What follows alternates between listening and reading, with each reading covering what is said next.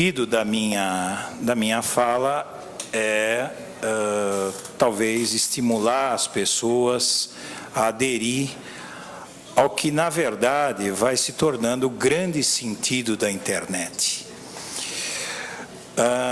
Voltando um pouco ao tempo, meros 15 anos atrás,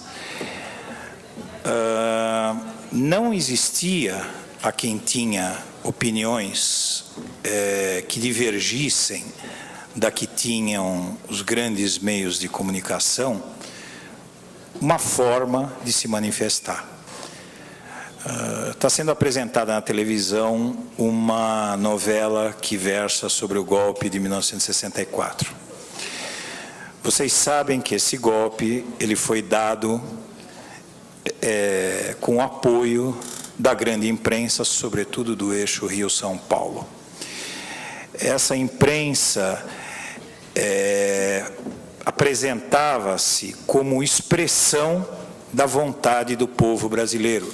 E até hoje você lê nesses veículos que um golpe de Estado criminoso, que todos sabem o que fez aqui, mas que grande parte da sociedade, talvez a maioria da sociedade, principalmente as novas gerações, não sabem, esse golpe ele foi dado com apoio da imprensa e, devido ao fato de que não existia internet, então todo mundo achava, porque saía no jornal, e o jornal pauta as conversas. Vocês sabem que aquilo que o jornal escreve, até hoje ainda, você lê no jornal, no dia seguinte você está no trabalho e você escuta o cara repetindo aquilo ali que nem papagaio. Não é verdade? Ele escutou no Jornal Nacional, leu na Veja, leu na Folha, leu no Estadão. Agora, isso hoje que nós temos internet. Agora, vocês imaginam, 20 anos atrás, por exemplo, 25 anos atrás, quando não tinha internet, era impossível. Então, as pessoas que pensavam diferente, eu, por exemplo, crio um blog, falei, olha, pode ser que ninguém leia, mas pelo menos eu vou desabafar. Só que aí você começa a notar a base da militância digital, a essência da militância digital, que é o quê? É aquele sujeito que se sente impotente, que ele assiste o Jornal Nacional, ele discorda de tudo, ele sabe até que é mentira o que ele escutou ali, mas ele não tem como se manifestar, ele não tem como fazer nada. Então, nesse momento, começam a surgir os blogs, primeiro os blogs, e atrair as pessoas que se sentiam impotentes, que não tinham voz e que encontravam um lugar. Até escutei hoje aqui de umas duas pessoas aqui. Puxa, naquele momento eu era bombardeado pela Veja, pelo Jornal Nacional, pela Folha, pelo não sei o quê. Aí eu encontrei seu blog, pelo menos eu tinha um alento, né? Não é o meu, é qualquer blog, né? Eu encontrei aquele seu blog, era um alento para mim. Então, essa é a base da militância digital. É você dar às pessoas a possibilidade de aderir a uma causa e de apoiar essa causa, e eu quero falar um pouco sobre isso. Mas antes, eu queria que todos refletissem aqui o seguinte. Todos que estamos aqui, cada um, inclusive daquele que está nos assistindo, cada um é, em si, um meio de comunicação. É engraçado isso, porque você vai falar, poxa, Eduardo, mas eu sou um meio de comunicação. Sim, você, como tuiteiro, como blogueiro, você é um meio de comunicação. O que difere você do UOL? O que difere você do UOL é que o UOL é mais conhecido. O que difere você do G1 é que o G1 é mais conhecido. Então, na verdade, nós somos todos meios de comunicação. O que nos separa, além de alguns milhões que eles são mais ricos que nós, é o conhecimento. Mas a partir do momento que eu tenho uma foto do Serra e do Jobim jantando, e eu gravei, ou eu estava ao lado deles e escutei o que eles falavam, eu tenho 100 seguidores no Twitter, por exemplo. Você vai falar, poxa, 100 seguidores é pouquinho, né? Tem gente que tem 1 milhão, né, de seguidores, né? O Marcelo Tais tem 1,5 milhão de seguidores, tá certo? Mas tudo bem, 100. Em que momento da história você conseguiu falar para 100 pessoas ao mesmo tempo. Eu acordo às 3 horas da manhã, com uma ideia na cabeça, tenho 100 seguidores no Twitter, tá? Tenho 50. Eu acordo com essa ideia na cabeça às 3 horas da manhã, vou lá no Twitter, escrevo, no dia seguinte 100 pessoas vão saber o que eu pensei. Se eu tiver 4.000, ou se eu tiver 10.000, 10.000 pessoas, em questão de horas, vão saber, no Twitter ou no blog, vão saber aquilo que eu penso. Isso permite a militância digital. Isso permite, por exemplo, que, através de um blog, em uma semana, conseguiu se juntar 500 pessoas para ir diante da Folha de São Paulo protestar contra a Ditabranda. Por exemplo, em questão de 24 horas, no dia da posse da Dilma Rousseff, garotada no Twitter queria matar a Dilma. Não sei quem conhece esse caso. Todo mundo ficou sabendo desse caso? Todo mundo, né? Não, a garotada queria matar a Dilma? Não, a Raquel não conhece. Foi um caso, saiu até na imprensa, aí, acabou saindo na imprensa. Um leitor que tinha um blog experimental lá de jornalismo, ele começou a mapear nas redes, no Twitter, garotada, tudo garotada, tá? Daqui do Sudeste mesmo, pedindo um franco atirador como que matou Kennedy, que matasse a Dilma. Puxa, por que não podia matar a Dilma? E esse cara mapeou algumas dezenas de garotos lá, cada um postando uma mensagem de um tipo, todas nesse sentido, enviou para mim, eu joguei no blog. Do que eu joguei no blog, acabou caindo nas mãos de alguns deputados. Esses deputados, isso em questão de 24 horas, esses deputados entraram em contato com o Procurador-Geral da República, Dr. Roberto Gurgel, e no dia seguinte, isso foi no domingo, na segunda-feira estava em todos os jornais do Brasil. E o procurador abriu uma investigação. Agora, durante a campanha eleitoral, vocês lembram aquela zona das pesquisas, que cada um dizia uma coisa, né? Chegou a haver diferença de 11 pontos percentuais entre Datafolha e Ibope de um lado e Census e Vox Populi de outro. No início, né? No início, antes do início da campanha eleitoral. Coloco isso no blog. 2 dias depois, tinha 3.500 comentários de apoio à representação. O leitor coloca nome, RG, alguns colocaram até endereço, tipo sanguíneo, colocou tudo lá. Tem cara que dá até medo, porque o cara vai lá, põe RG, CPF, não sei o quê, número do sapato, colocou tudo. Eu quero que investigue isso aí. O deputado Paulo Teixeira, que ele estava falando daquele almoço que nós tivemos, junto com o Azenha, com o Miro aí e tal, naquele dia eu estava voltando, eu fui almoçar com eles antes de ir para o Correio, enviar para Brasília, calhamaço assim, ó, tamanho de uma Bíblia, de assinaturas de leitores, 3.500 leitores, apoiando a representação, pedindo que fosse investigado qual o instituto de pesquisa que estava falando a verdade e qual estava mentindo. Remetemos para Brasília, caiu na mão da doutora Sandra Curô, a vice-procuradora-geral eleitoral, ela acolheu a peça e abriu uma investigação da Polícia Federal. 15 dias depois, as pesquisas todas convergiram para empate entre os dois. Então, essa é a força da militância digital. Veja o que nós somos capazes de fazer. Nós somos capazes, em 48 horas, de sacudir o Procurador-Geral da República, porque a garotada que queria matar a Dilma. Nós somos capazes de abrir, de abrir uma investigação na Polícia Federal, questão de uma semana. O ato da Ditabranda diante da Folha de São Paulo, foi feito com uma semana, um pouco mais de antecedência, e obrigou o jornal a se retratar no dia seguinte. Foi em 7 de março de 2009, no dia seguinte, o Otávio Frias Filho, a quem eu carinhosamente chamo de Otarinho, ele faz uma retratação, alguns de vocês devem ter lido, do caso da Dita Branda. Então, a militância digital é uma coisa que ainda está subexplorada, porque o Brasil, vocês todos devem saber, mas deve ter quem está assistindo que não sabe, metade da população apenas está incluída digitalmente, isso está aumentando muito rapidamente, é metade, não é? Metade. É metade. À medida que isso cresça... Os últimos números são quase 80 milhões, né? 80 milhões para um país de 190. Nem metade. Não chega a ser metade. Então, nos próximos anos, isso deve crescer muito.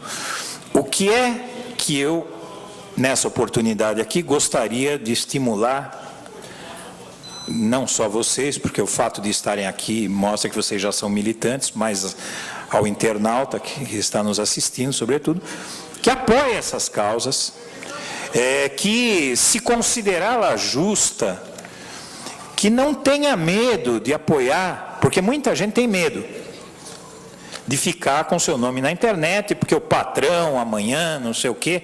Gente, não tem que ter medo. Medo tinha que ter durante a ditadura. Entendeu? A ditadura, sim, os caras sumiam com você. Tá certo? Agora, não. Medo. Medo do quê?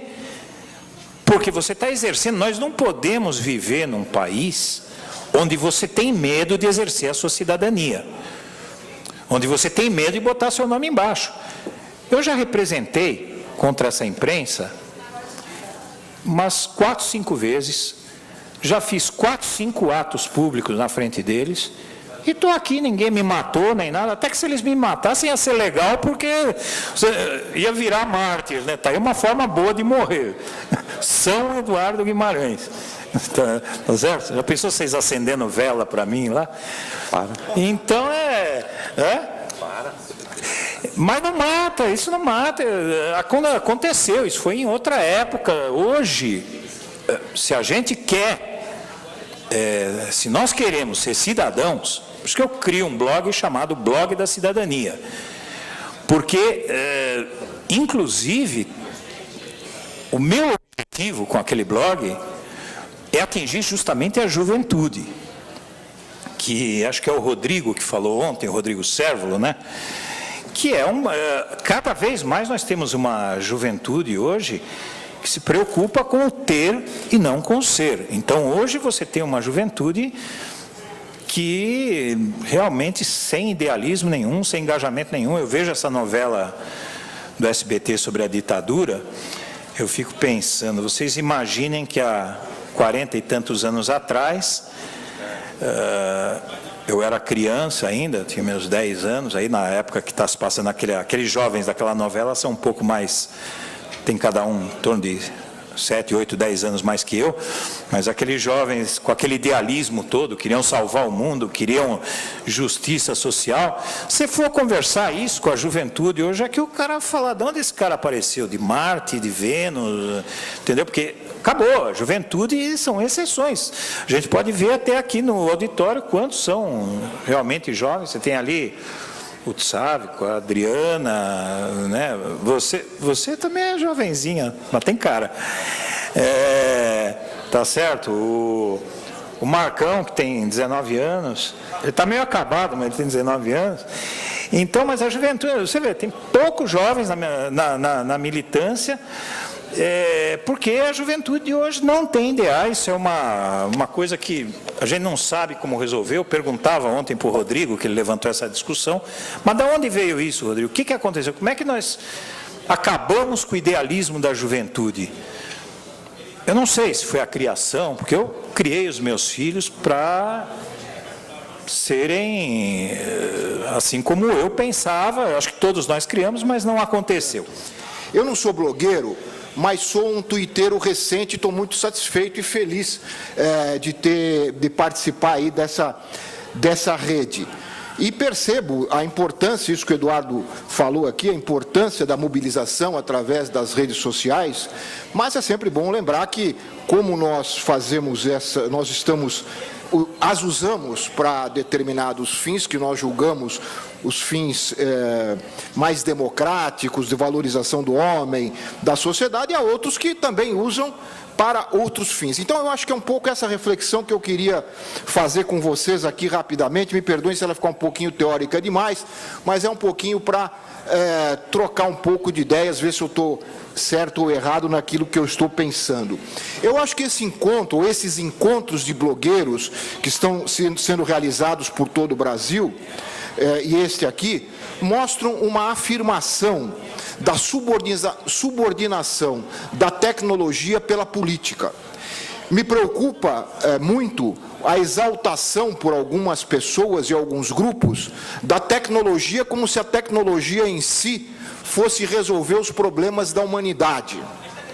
E, mais do que isso, o conhecimento da tecnologia, ou de parte da tecnologia, dá a essas pessoas um poder que as distanciam do resto da sociedade.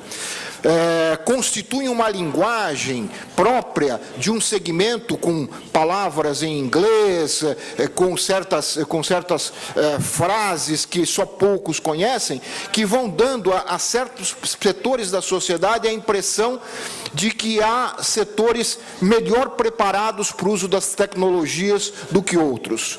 Para enfrentar esse problema, que é um problema real, só política, só subordinando a tecnologia à política. E eu acho que esse encontro e esses encontros são uma amostra, que eu acho que ainda é um pouco restrita, mas de qualquer forma, aqui no nosso país, trata-se de um dos primeiros passos para enfrentar esse problema.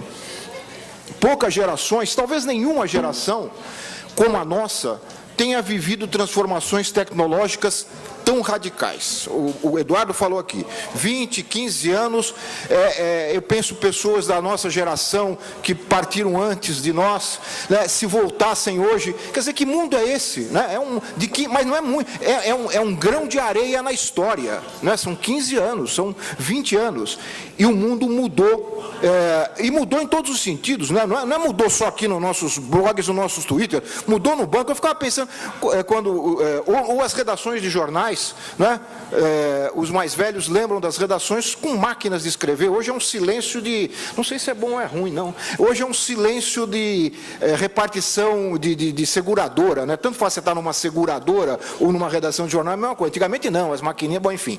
Mas mudou. Eu só estou dando esse exemplo para dizer que mudou, as coisas mudaram muito, né? E nós somos testemunhas dessa história. Agora, o mais importante é a capilaridade. Falou-se aqui em metade da população, acho que não chega tanto, mas de qualquer forma, já é uma capilaridade muito grande, né? Mesmo pessoas que ainda não têm acesso, têm dificuldade, têm de alguma forma o conhecimento dessas tecnologias digitais. Hoje aumentou muito o número de contas bancárias, né? E o fato de você usar caixa eletrônica é uma aproximação às tecnologias digitais. Então, essa capilaridade vai transformando o mundo do conhecimento. As pessoas, e aí não são só poucos privilegiados, mas aí grandes massas começam a entrar numa outra forma de conhecimento, que é o conhecimento digital. Mas para ficar apenas na comunicação, é importante ressaltar que pela primeira vez a comunicação pode ser exercida sem que haja um acúmulo grande de capital. Desde o jornal, desde lá do Gutenberg, passando pelo telégrafo, as primeiras agências de notícias, chegando ao rádio e à televisão, era necessário para você se comunicar através desses meios de um acúmulo de capital anterior que vinha de outros setores da sociedade para poder investir nesses meios de comunicação e operá-los segundo os seus interesses. As agências internacionais, Reuters, UPI, etc., elas têm origem no século XIX como redes de informação para os banqueiros europeus, que queriam saber como é que estava a Bolsa em Berlim, a Bolsa em Paris ou em Londres.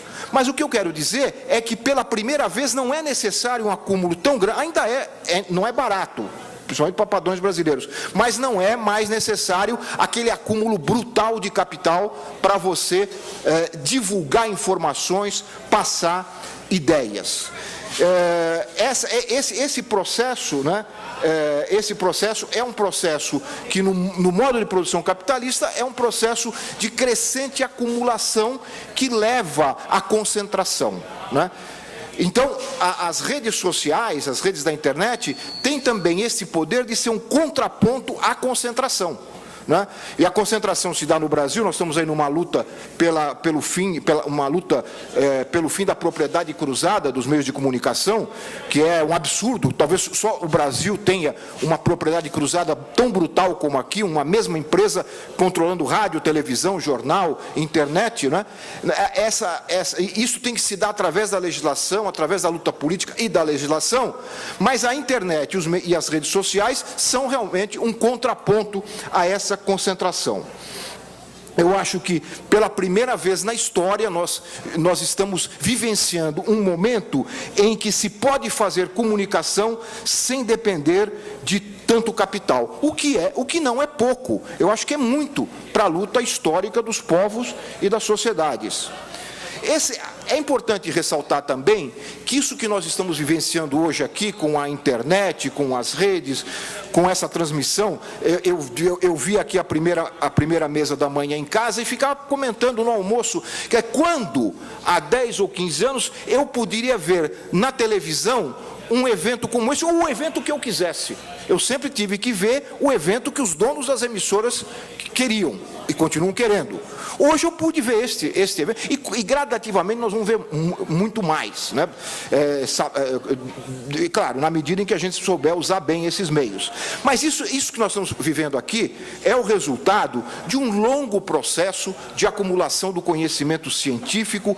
São gerações transformando ciência em tecnologia. Não é algo que caiu do céu. É um processo histórico longo. Se nós temos, por um lado, todas essas benesses, temos também, por outro lado, e aí eu quero apontar talvez um caminho um pouco mais problemático, nós temos o mundo da fragmentação, esse mundo dito pós-moderno, com toda a carga ideológica que esse conteúdo possa ter. Os passos iniciais desse conhecimento atual foram dados ainda no mundo moderno, no mundo das grandes narrativas, em que filósofos, cientistas sociais, políticos e mesmo religiosos procuravam explicar o mundo com grandes narrativas globalizantes. O pós-moderno rompe com isso e vai para a fragmentação, vai para as explicações parciais. Mas a origem de tudo isso aqui, a origem dessa tecnologia, está no moderno, na busca de explicações globais para a natureza e para a sociedade. Mas é aplicado hoje num mundo atomizado. O desafio que eu coloco aqui é saber como esses instrumentos atuais podem recuperar as grandes linhas gerais do pensamento humano. Essa é a minha dúvida, e essa é a minha discussão. Como você pode recuperar? Porque essas linhas gerais do grande pensamento humano acabaram sendo apropriados pelas camadas dominantes da sociedade, que através dos seus meios de comunicação dão à sociedade a impressão de que as ideias dominantes na sociedade são as ideias delas. O Marx já dizia isso. As ideias da classe dominante são as ideias dominantes. Os grupos de comunicação midiáticos transformam as suas ideias de classe em ideias da sociedade. Basta ver os comunicadores populares de rádio, para não falar em todos os demais, que em todas as manhãs, nas grandes cidades brasileiras, falam aí para 2, 3, 4 milhões de pessoas, numa linguagem popular, decodificando para as camadas populares a ideologia das classes dominantes. Eles são os empregados, esses locutores, apresentadores, são os empregados, e depois também os dos telejornais, todos os demais, para as outras camadas. Eles são os empregados das classes dominantes, que traduzem a ideologia da classe dominante para toda a sociedade, passando para a sociedade aquelas ideias, para a sociedade sentir aquelas ideias como se fossem delas próprias, e afogando e neutralizando ideias que podem surgir num mundo subalterno. A minha pergunta foi essa, que eu fiz antes. O desafio é saber como esses instrumentos que nós manejamos aqui, atuais, podem recuperar essas grandes linhas do pensamento humano. Eu acho que esse encontro, eu disse logo no começo, pode ser um passo para isso. Como já foram grandes manifestações mobilizadas através da internet, através das redes sociais, através do telefone celular, para lembrar as mais famosas, as grandes marchas na Europa contra a invasão do Iraque pelos Estados Unidos, a virada no último dia da eleição espanhola, quando todas as pesquisas indicavam uma vitória da situação, e as redes sociais mostraram que aquele ataque na estação de Atocha, em Madrid, não havia sido feito por aqueles que o governo acusava que teriam sido os autores do atentado. Isso mudou a eleição e mudou o resultado da eleição. E mais recentemente, o Eduardo falou rapidamente, as revoltas árabes, que tiveram uma presença forte das redes sociais. No entanto, ainda são fenômenos pontuais, todos esses são fenômenos pontuais, que se esgotam em si mesmo.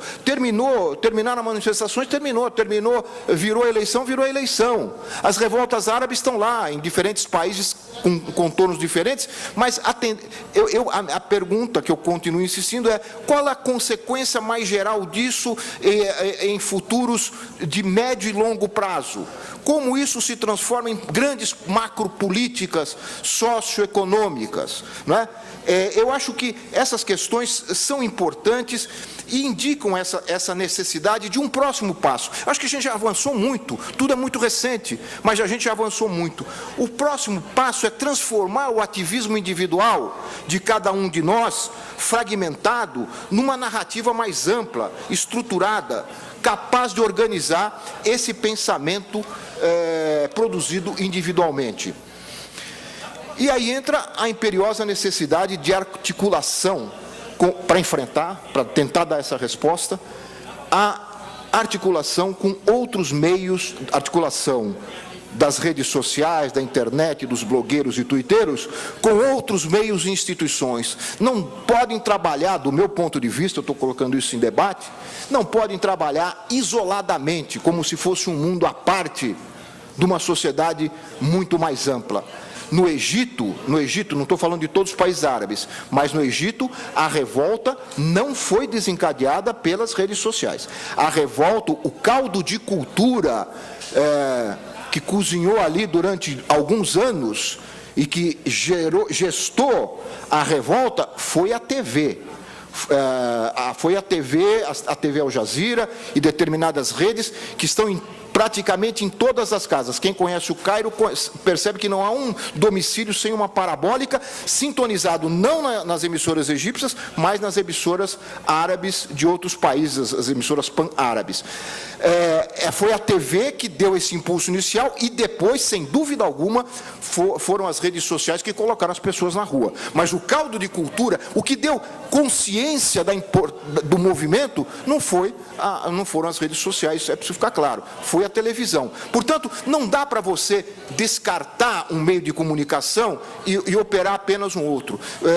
Isso nós, infelizmente, ainda fazemos com alguma dificuldade, mas aqueles que dominam os meios de comunicação, aqueles que estão do outro lado, defendendo o sistema atual, aqueles fazem isso com muita precisão, com muita categoria, a tal da concentração. Dominam a TV, o sujeito faz o comentário no rádio, aparece na televisão, tem a coluna no jornal. Quer dizer, esta articulação que eu estou propondo aqui, nossa, com os demais meios, aqueles que controlam os meios de comunicação fazem isso com o pé nas costas há muito tempo, sabedores da importância política que esse tipo de articulação resulta.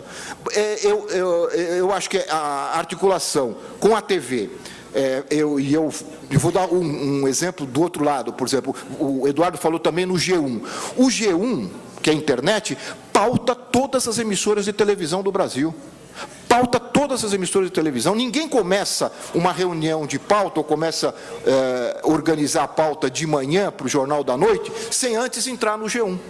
Quer dizer, esta articulação já é feita. Nós talvez não façamos, mas essa articulação já é feita entre a internet e a televisão, entre a internet e o rádio, entre a internet e o jornal. Eu acho que esse é um trabalho que precisa ser articulado, porque não dá para descartar os meios, por enquanto, talvez em outro momento, mas por enquanto não dá para descartar os meios massivos de comunicação, e não dá também para descartar a universidade, que cada vez mais se desgarra dos movimentos sociais, que cada vez mais se curva aos interesses mercadológicos, escolas de comunicação subordinadas às empresas de comunicação, né, a Globo, a Abril, a Bandeirantes. Isso é constante no Brasil todo, em escolas públicas, o que é uma vergonha, né? Quer dizer, escolas públicas subordinadas às empresas de comunicação. Criam, por exemplo, teorias, ficou em moda, agora já está em declínio, quem fez comunicação talvez tenha lembrado, nos anos 90, teoria da recepção. A teoria da recepção é uma farsa neoliberal,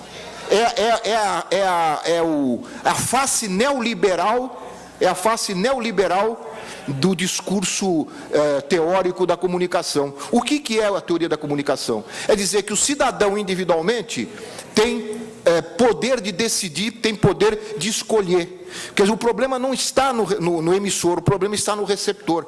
É a supervalorização do individualismo a serviço da manutenção do status quo. Quer dizer, você não precisa mexer no emissor. Está tudo bem, o sujeito tem a liberdade de escolher. Né? Quer dizer, essa é eu estou citando como um exemplo do caminhar da universidade para a subordinação a esse modelo dominante.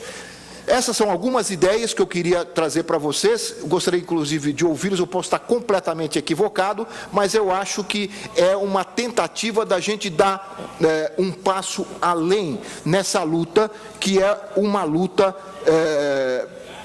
para usar o Gramsci, uma luta contra-hegemônica, na qual os meios de comunicação eletrônicos, os meios e as redes sociais, a internet, têm, sem dúvida alguma, um papel fundamental. Tudo aquilo que o Eduardo disse aqui, em relação à possibilidade que hoje a gente tem, pelo menos em pequenos grupos, né, de discutir, talvez a gente não tenha ainda grandes possibilidades, ele deu alguns exemplos bem reais que houve essa possibilidade, mas não em todos a gente tem a possibilidade de intervir.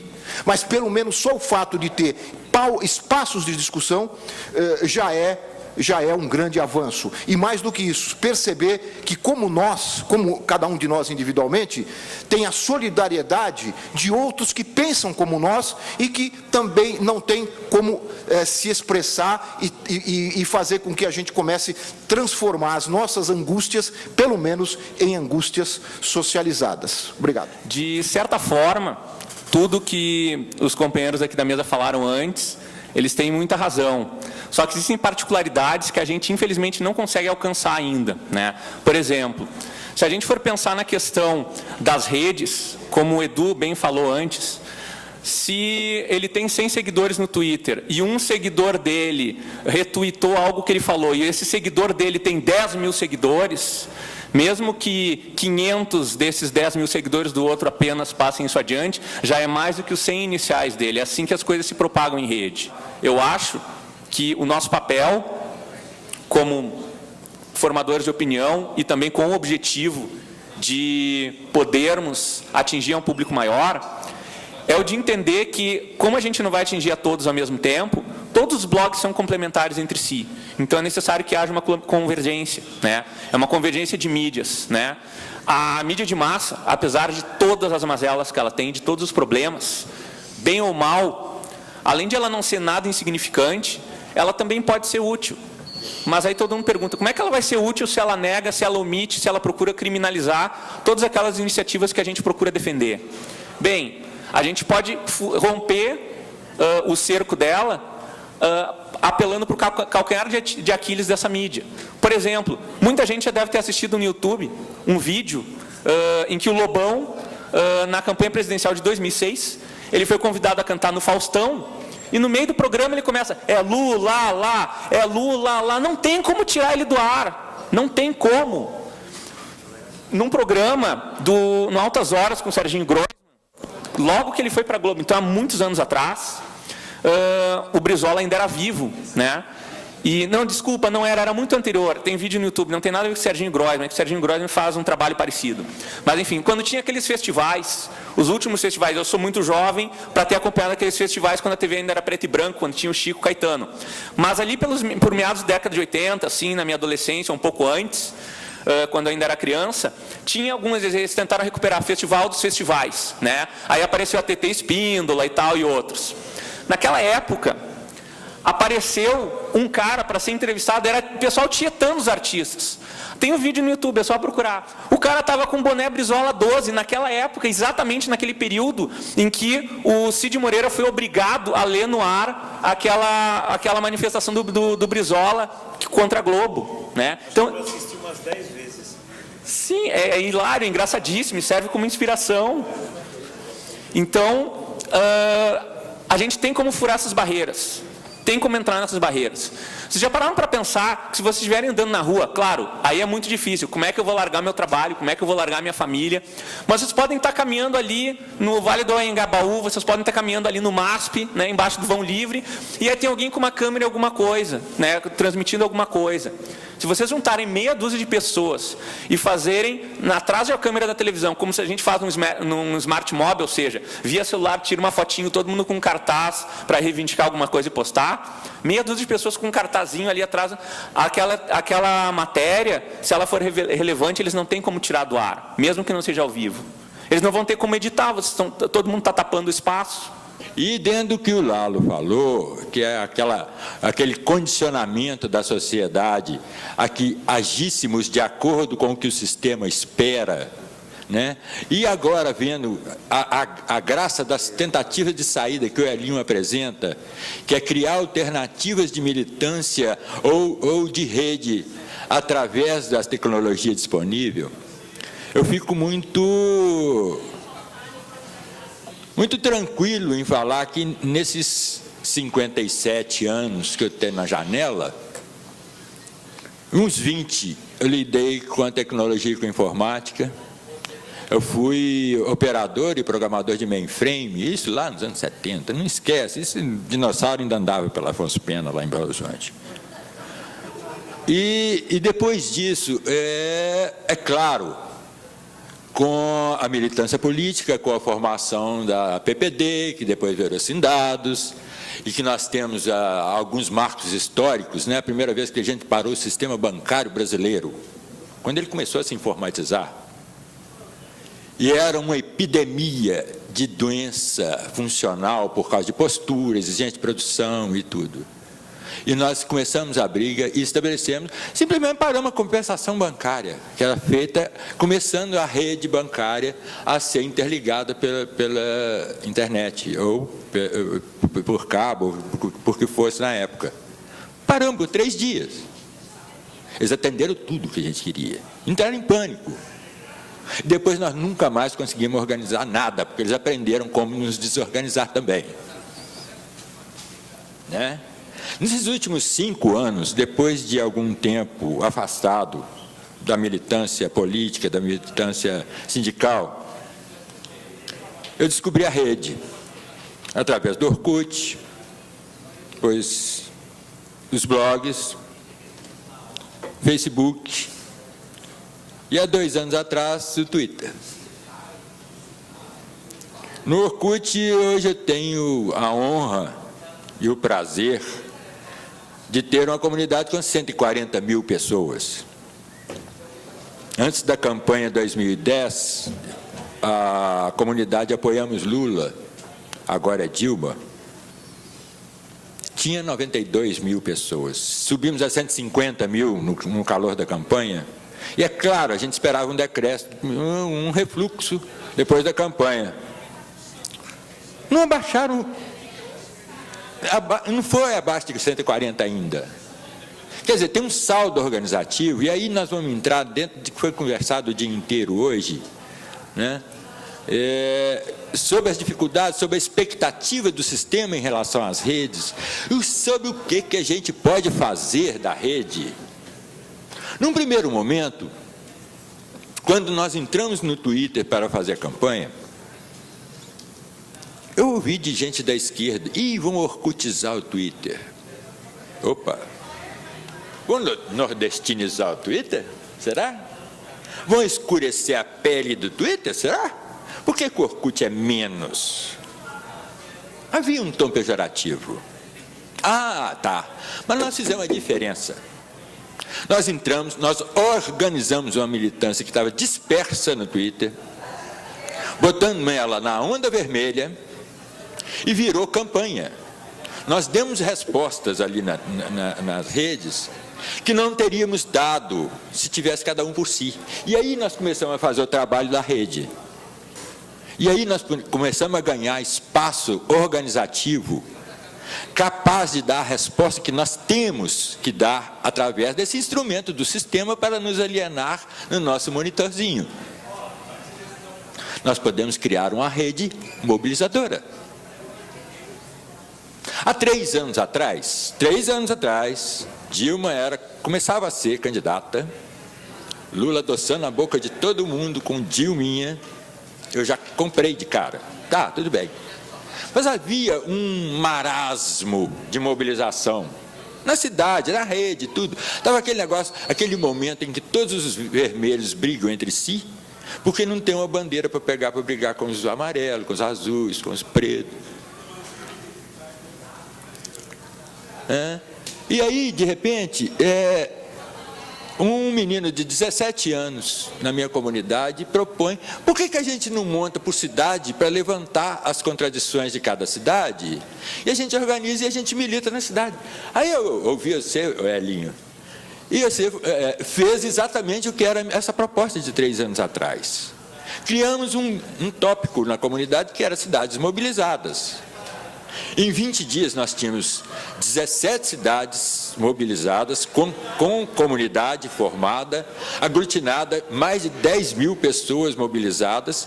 Fizemos 3 encontros aqui em São Paulo. Eu sem sair de Belo Horizonte, fiz 3 lá e participei de 3 aqui com as conexões. Quer dizer, é possível esse processo de aglutinação na rede se estender a outras coisas de acordo com as bandeiras que a gente levanta. Nós podemos ser mais seletivos para não criar muita vaidade ou muita arestinha, né? A gente pode talvez tentar, como o deboche aqui gosta muito de fazer, tentar fazer a coisa funfar. Eu não posso falar de forma a analisar o papel da rede ou a existência da rede. Eu não estou gabaritado para isso por não ter estofo acadêmico, não ter estudado profundamente esse processo. Mas eu posso falar da prática, de como eu vi a rede funcionando e como esse exercício de entendê-la e o acesso maravilhoso que se tem na rede, de acesso à informação, essa discussão é feita constantemente e daí são tiradas ações. Mas ações que ficam presas só ao mundo virtual, para mim elas são insatisfatórias ainda. É uma bandeira de vida para mim, desde o tempo do UOL cor de calcinha lá, do chat da UOL, eu ando promovendo encontros de orkuteiros, de interneteiros. Sabe? Porque continua sendo mídia. A diferença que estava se falando aqui da Folha de São Paulo para o Eduardo é que ele é pessoa, ele é indivíduo atuante, enquanto aquela instituição Folha de São Paulo atende ao interesse daquilo que lhe paga o patrocínio. O Edu pode se dar o luxo de ser fiel aos princípios dele, mas a Folha vai comprar o trabalho, no modo de ser capitalista, e acaba comprando algumas almas também. Tem alguém que alguns alegremente vendem. Eu prefiro ficar desempregado mais algum tempo. Né? Então, eu queria dar, era mais esse depoimento de que é possível fazer acontecer e avançar. Esse processo dos blogueiros, que a necessidade de aglutinação, essa pulsão gregária que nós todos temos, né? Que nós vamos nos organizar e tal, essa função de existir e ser na rede para mim é delícia. Por isso eu estou, assim, sempre que eu posso eu divulgo.